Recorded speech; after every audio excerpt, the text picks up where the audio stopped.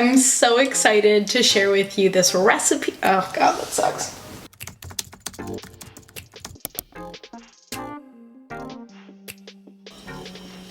Hi guys! I'm so excited to be back today and to bring you something that I truly love, which is a pumpkin dip.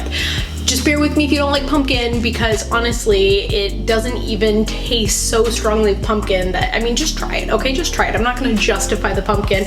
Just know that it's something that you need to try. And if you do love pumpkin, you are in luck, because this is the most delicious pumpkin dip you're probably ever going to have. And honestly, it is super easy. It's only a couple of ingredients. It's really inexpensive to make, and I think it's the perfect addition to anything that you're gonna be eating this fall. I did not come up with this recipe. This recipe is from my sister-in-law, Kristen, who gave it to me a couple of years ago, and honestly, I've been making it multiple times every single fall.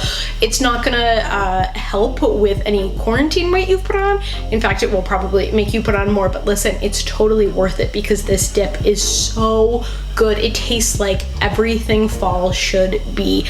And again, super, super easy. Let's get into the ingredients right now, and then we'll show you how to make it, literally like 10 minutes tops. So here's the breakdown of the ingredients that you're going to need to make the pumpkin dip. An 8-ounce container of whipped cream cheese, half a cup of pumpkin puree, half a cup of brown sugar, 2 teaspoons of maple syrup, and 2 teaspoons of ground cinnamon. I like to make my pumpkin dip in a food processor, but you don't have to have a food processor to make this recipe.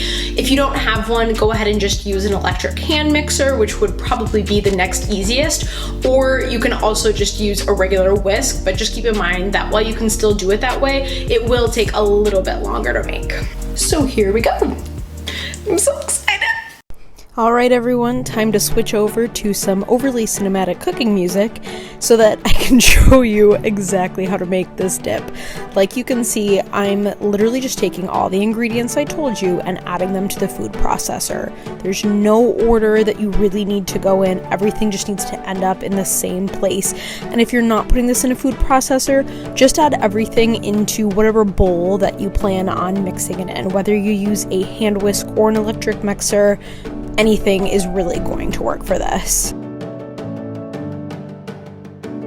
I'm not even gonna fast forward making this in the food processor because I want you guys to see how fast it goes. It's really, really quick, and in between kind of going with the food processor, you'll see that I'm going to scrape the sides just because sometimes with the blades you'll get some splatter up on the sides, and I want to make sure that all the ingredients are fully incorporated. Obviously, if you're using a hand mixer or a whisk, you might also have to do this just for the sides, but with a food processor it just honestly goes so fast. And then I'm gonna do it one more time just to get it really, really smooth, and that's it. Probably like 20 seconds total in here.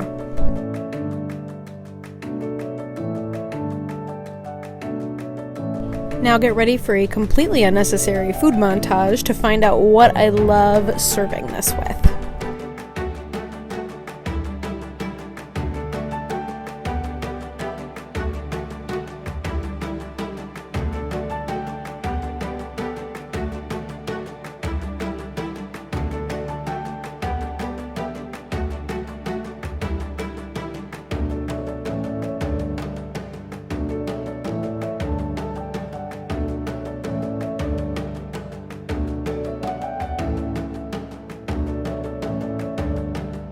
Oh my god, it's so good.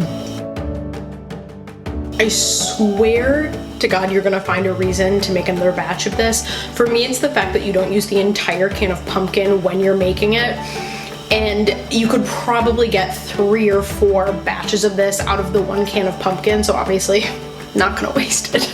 I'm just gonna keep buying whipped cream cheese and making more. I hope that you guys enjoyed this recipe. Let me know in the comments if you make this, and if so, what you love pairing it with.